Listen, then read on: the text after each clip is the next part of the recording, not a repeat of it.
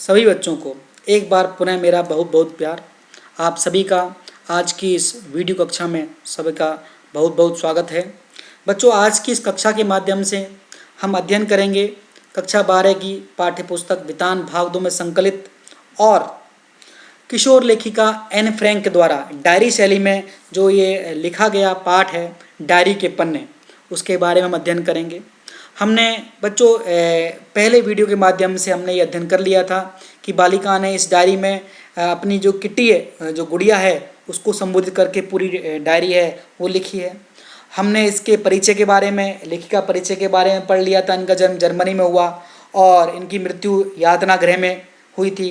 इन्होंने ये जो डायरी लिखी है ये पहले डच भाषा में प्रकाशित हुई, बाद में इंग्लिश भाषा में, इंग्लिश लैंग्वेज में प्रकाशित हुई। उन्होंने द्वितीय विश्व युद्ध के जो समय उन्होंने जो लेखिका और एन फ्रैंक उसके परिवार ने जो कुछ सहन किया, जो कुछ भोगा, उन्होंने इस डायरी के माध्यम से व्यक्त किया है कि किस प्रकार उन्हें हवाई हमलों का डर था, जीवन जीने के लिए उन्होंने संघर्ष किया था, किस प्रकार उन्होंने और उनके वानदान के परिवार ने एक साथ रह करके अपना समय व्यतीत किया था। उन सब का इस डायरी में बहुत रोचक शैली में वर्णन किया गया है। और इस पाठ का पूरा जो हिंदी अनुवाद है वो लेखक सूरज प्रकाश ने किया। हमने पहले वीडियो में इसके नाजीवाद के माध्यम से, नाजीवाद क्या था, एडोल्फ हिटलर कौन थे, इसके बारे में अध्ययन किया। और हमने ये भी अध्ययन किया था कि ये जो पाठ है वो उस समय जो यहूदी थे, हॉलैंड में बसे हुए यहूदी थे, उन पर ढाए गए जो जुल्म थे उनका जीवन दस्तावेज है। किस प्रकार हॉलैंड के यहूदियों को अंडरग्राउंड रहना पड़ा, उन्हें अपने जीवन के लिए संघर्ष करना पड़ा। हिटलर ने उन्हें तरह तरह के टॉर्चर किया, लोगों को गैस चैम्बर में जो बंद करके उनको मृत्यु दंड दिया। फायरिंग स्क्वाड के माध्यम से लोगों का कत्लेआम किया। बच्चों, इसमें जो पूरा जो विवरण है वो एन फ्रैंक ने डायरी शैली में लिखा है, किस प्रकार उन्होंने अपने 2 सालों को अज्ञातवास के रूप में बिताया। एक 13 से 14 साल की उम्र की लड़की ने क्या भोगा, क्या महसूस किया, पूरा इस पाठ के माध्यम से बताया है। द्वितीय विश्व युद्ध के बारे में बताया, मैंने आपको पहले वीडियो के माध्यम से बताया आपको कि किस प्रकार पूरा वो जो विश्व था 2 गठबंधनों में विभक्त हो गया था, मित्र राष्ट्र और ध्रुवी राष्ट्र।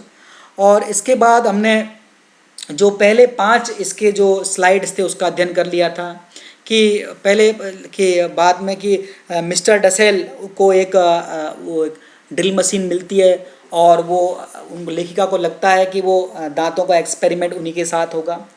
वो यहाँ तक हमने अध्ययन कर लिया था पहले वीडियो के माध्यम से कि वो अपने नए आवास में पहुँचते हैं, अज्ञातवास में।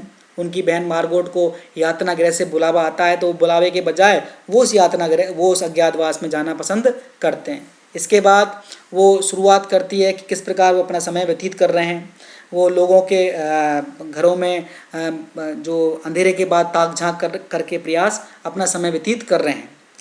बच्चों, हम आगे पढ़ना स्टार्ट करते हैं। अब शुक्रवार 23 जनवरी 1944 को लेखिका को पिछले कुछ दिनों से जो परिवारों के वंश जो वृक्ष हैं, जो डायनेस्टी जो ट्री होता है उसके बारे में, राजसी परिवारों के बारे में जो तालिकाएँ हैं, जो डायनेस्टी की जो सूची है उसके बारे में अध्ययन करने का शौक़ लगा हुआ है।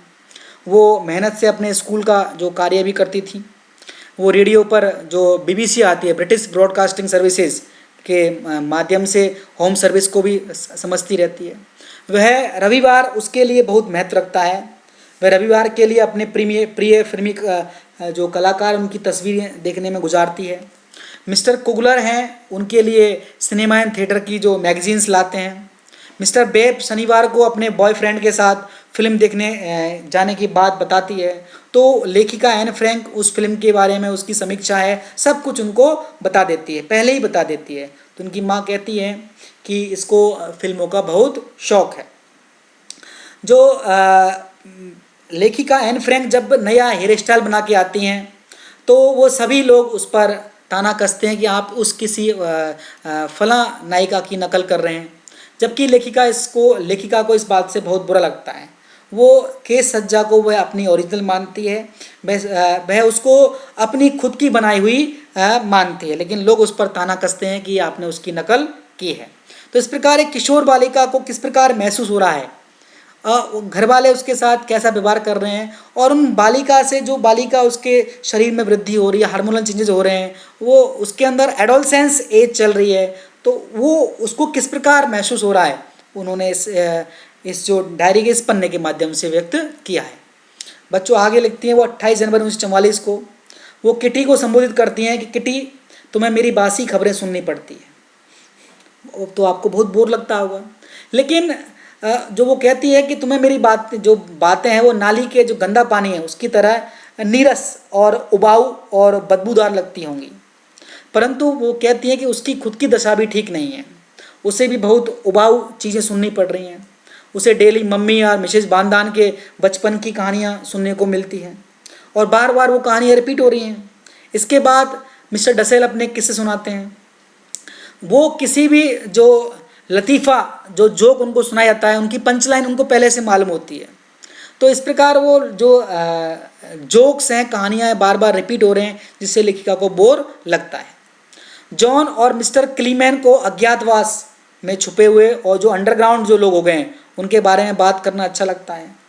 हम सभी उनकी तकलीफ़ों में के हमदर्द हैं, क्योंकि वो खुद भी हमदर्द, मतलब जो दर्द हम भी सहन कर रहे हैं वो खुद भी दर्द सहन कर रहे हैं। और जो लोग आज़ाद हैं उनके बारे में जान करके, उनको देख के हमको खुशी भी होती है।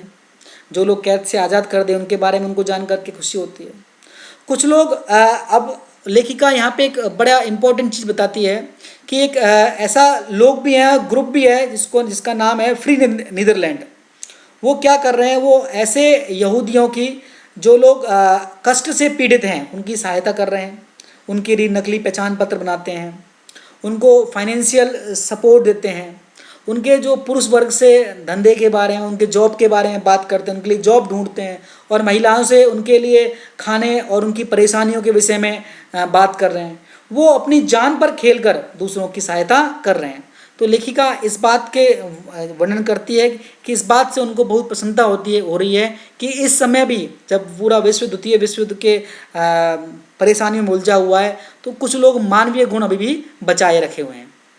बच्चों को आगे लिखती है 29 मार्च 1944 की घटना कि एन जो कैबिनेट मंत्री है मिस्टर बोल्केस्टीन के भाषण के बारे में लिखती है कि मिस्टर बोल्केस्टीन ये अनाउंस करते हैं कि युद्ध के बाद युद्ध का वर्णन करने वाली डायरियों और पन्नों को कलेक्ट किया जाएगा। वह अपनी डायरी छपवाने की बात कहती है। सभी घर वाले उसकी डायरी के पीछे पड़ जाते हैं, उनको पता है कि डायरी लिखती है। वह अपनी डायरी छपवाने की बात कहती है। यहूदियों के अज्ञातवास के बारे में लोग जानने के लिए उत्सुक होंगे, और वो उस डायरी के माध्यम से लोगों को बता पाएगी। इससे उसको प्रसन्नता होती है कि बम गिरते समय औरतें कैसे डर जाती हैं। पिछले रविवार को ब्रिटिश वायुसेना के 350 विमानों ने इज़्मुइडीन पर 550 टन गोला बारूद बरसाया, तो उनका घर घास की पत्तियों की तरह कांप रहा था। तो इस प्रकार जब ये मामला शांत हो जाएगा तो लोग उस बारे में जान पाएंगे कि किस प्रकार ऐसे लोगों ने अपना जीवन डर के साए में व्यतीत किया था। लोगों को सामान खरीदने के लिए भी लाइन में लगना पड़ता है। चोरी चकारी की घटना बहुत बढ़ गई हैं। डॉक्टर लोग अपने पेशेंट्स को नहीं देख पा रहे हैं, क्योंकि डॉक्टर पेशेंट को देखने में बिजी होते हैं, पीछे से उनका सामान चोरी हो जा रहा है। सरकारी लोगों पर हमले बढ़ते जा रहे हैं। खाद्य कार्यालय जो खाने के जो ऑफिसेज हैं, पुलिस या तो अपने सभी नागरिकों की मदद कर रहे हैं या उन पर कोई आरोप लगाकर उनको जेल भेज दे रहे हैं, क्योंकि लोग उनको कार्य करने नहीं दे रहे हैं। बच्चों को आगे लिखती है मंगलवार 11 अप्रैल 1944 की घटना। एन बताती है कि शनिवार के दिन 2 बजे के आसपास तेज गोलाबारी शुरू हो गई।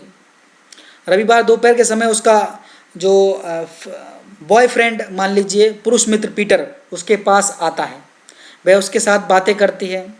दोनों मिलकर मिस्टर डसेल को परेशान करने की योजना भी बनाते हैं। क्यों? क्योंकि वो ऊपर के जो कमरे में वो डसेल का कुशन ले आए थे, जिसके लिए वो परेशान हो जाता है। तो वो कुशन के कुछ जो मिस्टर डसेल के कुशन में ब्रश घुसेड़ देते हैं, लेकिन बाद में उसे निकाल भी देते हैं। उसी रात उनके घर में सेंधमारी की घटना हो जाती है। सेंधमारी बोलते हैं चुपचाप चोरी करना। घर में होल बना करके लोग घुस जाते हैं, और वो बड़े बड़े ढीठ होते हैं, वो उनके घर का गेट तोड़ करके उसके चोरी करने की कोशिश करते हैं। और चोरी क्या, वो सीना चोरी से चोरी करने का प्रयास करते हैं। गुप्त रहने की मजबूरी में घटी इस घटना ने सभी 8 लोगों को हिलाकर रख दिया। उन्हें चोरी से ज़्यादा इस बात से डर लगता है कि कहीं उनके बारे में जो हम अज्ञातवास में रह रहे हैं वो लोग उनके बारे में किसी को अगर मालूम चल गया तो सरकार उन्हें कैद कर लेगी और उन्हें यातना गृह भेज देगी। बच्चों ये एन फ्रैंक की जो डायरी है उसका एक पन्ना है जिसको मैंने इस छवि में दिखाने की कोशिश की है। बच्चों आपको पता है कि ये जो डायरी है ये जैसे कि लैंग्वेज में नज़र आ रहा है शायद ये डच भाषा में लिखी गई है। बच्चों कहानी आगे बढ़ाती हैं। वो मंगलवार 13 जून 1944 की घटना। एन बताती हैं कि आज उसका वो 15 वर्ष की हो गई हैं, उसका बर्थडे है, उसको डिफरेंट किस्म के गिफ्ट्स, पुस्तकें, अंडरवेयर्स, बेल्ट, रुमाल, दही, jam, biscuit, bracelet, sweet butter, मटर, मिठाई, कॉपियाँ वगैरह मिलते हैं। जो उनका बॉयफ्रेंड है, जो पुरुष मित्र है पीटर, उनके लिए बुके लेके आता है। मौसम खराब है और हमले भी जारी हैं लगातार। वह बताती है कि चर्चिल कौन थे उस समय जब द्वितीय विश्व युद्ध था, वो ब्रिटेन के प्रधानमंत्री थे। उन फ्रांसीसी गांवों में गए थे जहां ब्रिटिश कब्जे से मुक्त लोग हुए हैं, उनको वहां पे उनसे खैर खबर लेने के लिए लोग वहां पे वो चर्चिल वहां पे जाते हैं। चर्चिल को डर नहीं लगता। लेखिका उन्हें जन्मजात बहादुर मानती है, बाई बर्थ ब्रेव। वो कहती हैं कि ब्रिटिश सैनिक अपने मकसद में लगे हुए हैं, अपना मकसद प्राप्त करने में लगे हुए हैं। हॉलैंड वासी हैं, सिर्फ अपनी आज़ादी के लिए ब्रिटिशों का सहयोग चाहते थे कि वो किसी तरह उनको आज़ाद कर दें। वो ये नहीं चाहते थे कि उन पर कब्जा भी करें ब्रिटेन के लोग। वे कहती है इन मूर्खों को यह नहीं पता कि यदि ब्रिटेन ने जर्मनी के साथ संधि पर हस्ताक्षर कर दिए होते तो हॉलैंड भी जर्मनी बन जाता। अगर ब्रिटेन जर्मनी के पक्ष में चला जाता तो हॉलैंड वालों की दशा क्या होती, इस बात को वो लोग जो हैं वो समझदार लोग भी नहीं समझ पा रहे हैं, जबकि एक 13 से 15 वर्ष की बालिका है वो इस बात को समझ पा रही है कि ब्रिटेन उनके लिए किस प्रकार सहायक सिद्ध हुआ है। बच्चों ये विंस्टन चर्चिल हैं, इनके बारे में तो ये इंग्लिश पॉलिटिशियंस थे और 1940 से 1945 के बीच में ये इंग्लैंड के प्रधानमंत्री थे। बच्चों वो आगे कहानी बढ़ाती हैं। वो आगे लिखती हैं कि जर्मनी और ब्रिटेन दोनों में बहुत अंतर है। ब्रिटेन रक्षक है तो जर्मनी आक्रांता है, लोगों को परेशान करने वाला, टॉर्चर करने वाला है। एन अपनी कमजोरी जानती है और वो चाहती है कि वो खुद को बदले। उसका स्वभाव, वो लोग उसके बारे में बोलते हैं अक्खड़ है, लोग उसे अक्खड़ समझते हैं। मिसेस वानदान और डसेल जैसे जड़ बुद्धि मूर्ख लोग भी उस पर हमेशा आरोप लगाते रहते हैं। क्यों? क्योंकि वो खुद अक्खड़ है। मिसेस वानदान उसे अक्खड़ समझती है क्योंकि वह उससे भी अधिक अक्खड़ है, एटीट्यूड है उसके अंदर। अक्खड़ मीन्स एटीट्यूड होना, घमंड होना, गर्व होना।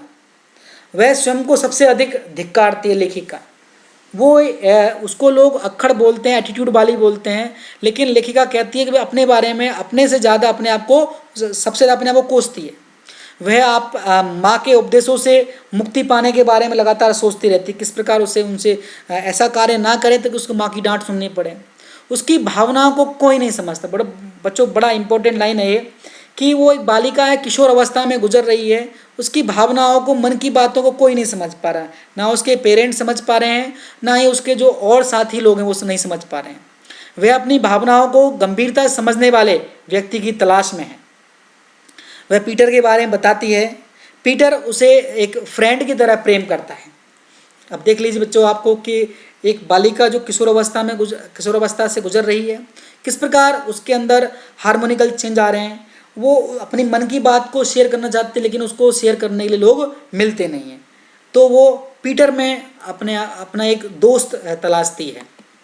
वो कहती हैं कि एन फ्रैंक उस पीटर की दीवानी है, वह उसके लिए तड़पती है। पीटर अच्छा और भला लड़का है, परंतु उसकी धार्मिक तथा खाने पीने वाली बातों से वो नफरत करती है। पीटर अपने व्यवहार से, अपने कर्मों से उस बालिका के हृदय में अपना स्थान बनाने लगता है। पीटर उससे कभी ना झगड़ने का वादा करता है। पीटर शांति प्रिय, सहनशील और बेहद सहज, आत्मीय लगाव वाला व्यक्ति है। वह एन की गलत बातों को भी सहन कर लेता है। वह कोशिश करता है कि अपने कामों में सलीका लाए, ढंग लाए तथा अपने ऊपर आरोप ना लगने थे। वह अधिक घुन्ना है। घुन्ना जानते हो? घुन्ना ऐसा व्यक्ति होता है, इंट्रोवर्ट, अंतर्मुखी, जो अपने जीवन में और किसी को झांकने नहीं देता है। वह अपने बारे में ज़्यादा बात नहीं करता है। वह लेखिका को अपने जीवन के बारे में, जीवन के विषय में, अपने मन में ज़्यादा घुसने नहीं देता है। वे दोनों अपने भविष्य और अपने वर्तमान और अपने अतीत के बारे में बात करते हैं। बच्चों ये जो हम अध्ययन कर रहे हैं ये 13 जून 1944 को जो पाठ लिखा गया है, जो पन्ना लिखा गया है, उसी का ये सारा विस्तार है। आगे जो स्लाइड हैं वो उसी दिन के लिखी हैं और उसी का हम आगे विस्तार पूर्वक अध्ययन कर रहे हैं। बच्चों, वो आगे कहती है कि अब वो घर में रहते रहते बोर हो गई हैं, कई दिनों से बाहर नहीं निकली हैं। बाहर अर्थात वो अज्ञातवास में एक कमरे में उसकी दुनिया है, वो कुएं के मेंढक की तरह वहीं उसी में समाई हुई है, तो बाहर नहीं निकली है। उसके मन में बेचैनी होती है। अब वह प्रकृति को देखना चाहती है, नेचर को देखना चाहती है। एक दिन गर्मी की रात में 11:30 बजे उसने चांद देखने की इच्छा करती है, वो मून, परंतु चांदनी अधिक होने के कारण वह खिड़की नहीं खोल सकती थी, क्योंकि चांदनी इतनी रोशनी थी कि लोग उसको खिड़की खोलेंगे, पर्दा खोलेंगे तो पहचान लेंगे कि यहाँ कोई रह रहा है। तो मजबूरी में उसे वो नहीं खोल पाती है। आखिरकार बरसात के समय खिड़की खोलकर तेज हवाओं में बादलों की लुका छुपी को उसने वो देखती है, क्योंकि बादल हो रहे हैं आसमान में तो चांद नहीं है, तो किसी को नज़र नहीं आ रहे। यह अवसर उसे 1.5 साल बाद मिलता है। कौन सा अवसर? कि वह खिड़की खोलती है, तेज हवाओं और बादलों की लुका छुपी को देखती है। वो प्रकृति के सौंदर्य के कहती है कि लोग प्रकृति के सौंदर्य के आनंद के लिए अस्पताल और जेलों में जो बंद हैं वो लोग तरसते हैं। खुली हवा में सांस लेने लोग तरस रहे हैं।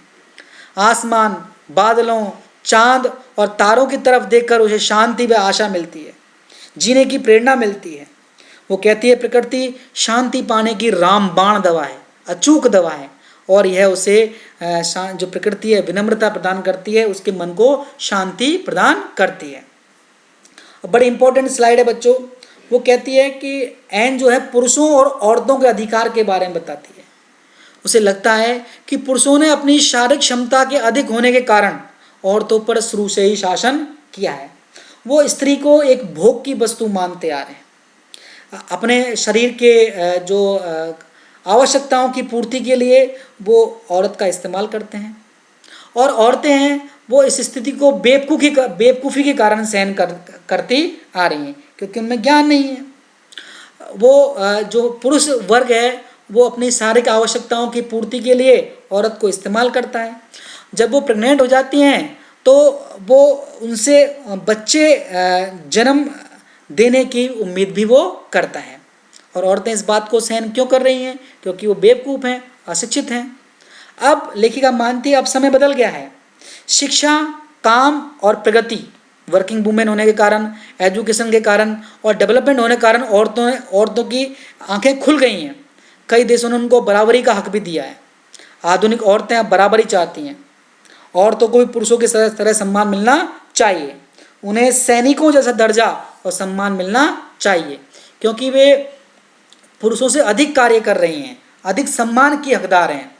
लेखिका आगे कहती हैं, युद्ध में वीर तकलीफ, पीड़ा और बीमारी और यातना से गुजरना पड़ता है, ये सबको मालूम है, लेकिन उससे अधिक तकलीफ औरत को बच्चा पैदा करते समय एक औरत सहन करती है।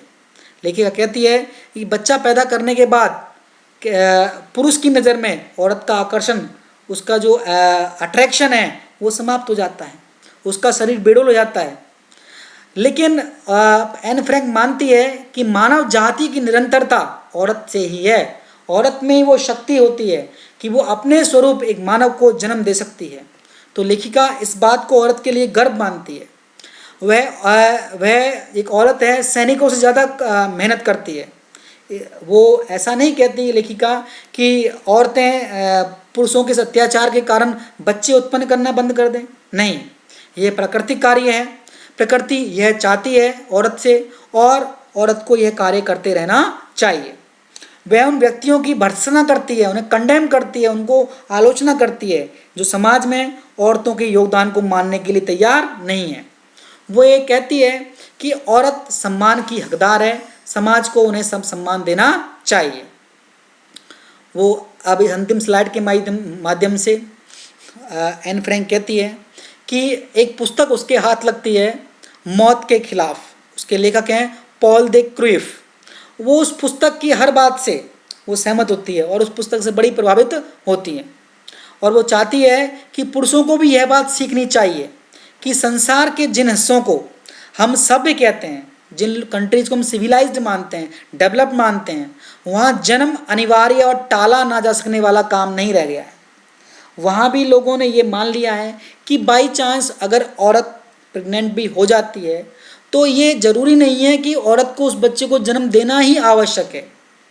वहाँ ये जो चीज़ है कंपलसरी और अवॉइडेबल टास्क नहीं रह गया है। अगर औरत को ये पूर्ण अधिकार प्राप्त है कि वो ये निश्चय कर सके कि वह बच्चे को जन्म कब देगी, कैसे देगी और वो कितने बच्चों को जन्म देना चाहती है, वो अपनी सुविधा के अनुसार, जहाँ डेवलप कंट्री हैं, सिविलाइज कंट्री हैं, वहाँ औरतों को इस प्रकार का अधिकार मिला हुआ है। तो लेखिका भी ऐसे अधिकार औरतों को देने के पक्ष में है। आदमियों द्वारा, औरतों द्वारा झेली जाने वाली तकलीफ़ों से कभी नहीं गुजरना पड़ता है, क्योंकि जो ये प्राकृतिक चीज़ है, जो बच्चे पैदा करने का काम ईश्वर ने, विधाता ने महिला को ही दिया है, तो आदमी को उसकी तकलीफ़ का अंदाज़ा नहीं है। मैंने आपको पहले बताया कि बस वो अपनी शारीरिक आवश्यकताएं पूरा करने के लिए, अपने आनंद की प्राप्ति के लिए वो बस औरत का इस्तेमाल करता है, उसकी तकलीफ़ को नहीं समझता है। एन का विश्वास है कि अगली सदी आने तक यह मान्यता बदल चुकी होगी, लोगों के विश्वास, लोगों के कन्विक्शन बदल चुके होंगे कि बच्चा पैदा करना ही औरतों का काम है। औरतें, बच्चा पैदा करना ही औरतों का काम नहीं है।